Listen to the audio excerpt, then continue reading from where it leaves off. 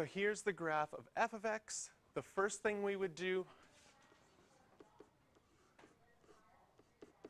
is rewrite this equation. We notice it already is in factored form, but we want to move that 4 over to the other side.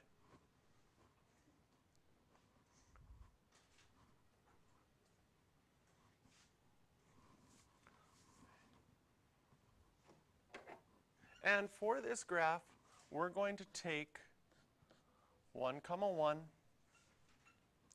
We also have -1, -1. I'm going to only use those 2 points. We could do the other 2 points as well, but I'm going to start with only doing those 2 points. And then we're also going to think about, if we look at this original graph, can you see, even though it's not labeled, that there's an asymptote at x equals 0? And here, it's not labeled, but there's an asymptote at y equals 0. In grade 12, you are required to always draw your asymptotes, even if they're on the x-intercept. If you don't show a dotted line on there, it's automatic half-mark deduction on the final exam. So we want to make sure we always have our asymptotes labeled. Asymptotes are not part of the actual graph. That's why they're drawn with a dotted line. And I would suggest, if you have a red pen, to bring it to class and always do your asymptotes with a red pen. That way they stand out and they're easier to see.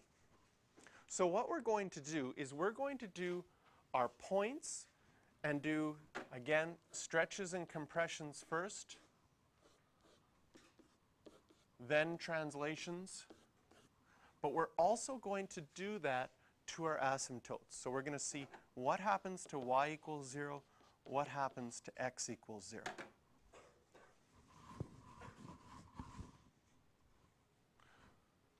So moving from left to right, how many stretches, compressions do we have?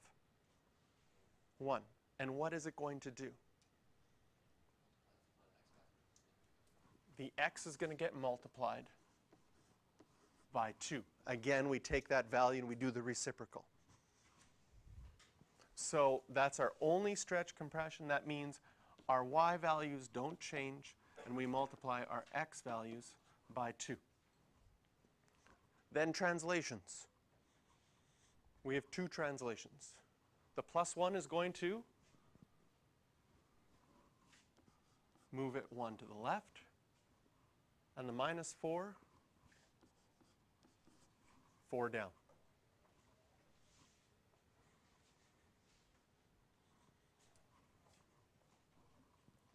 If we move this 1 to the left, x value is going to be 1 and -3.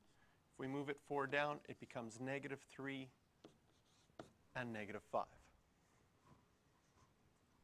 So those are 2 points and where they end up going. What's going to happen to our asymptotes? First of all, when asymptotes are at 0, can you see that by multiplying by anything, they're still going to be at 0? So the only thing that's going to affect asymptotes that are at 0 is whether or not we move things left or right.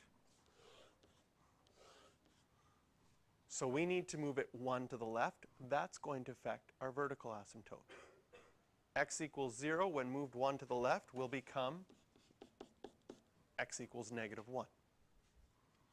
And y equals 0 is only going to get affected when you move it up or down, and it's going to become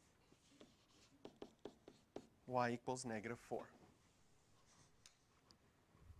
So on a separate graph, draw some new grid lines, take out your red pen, draw in your new asymptote at x equals -1,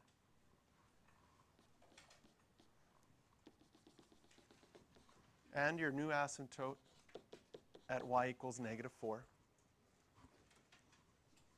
We will have a point at 1, -3.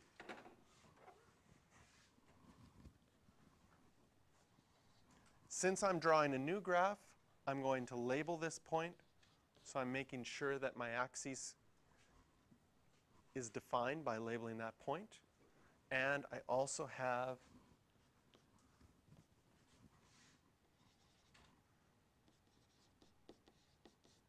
-3, -5. With the asymptotes and with the points and knowing what our original graph looked like, we can now sketch our graph through our point and towards the asymptotes.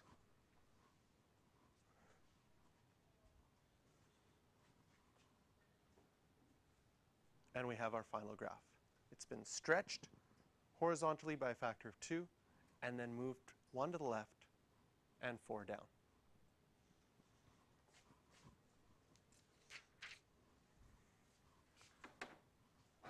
Question sponsored by 7-Eleven.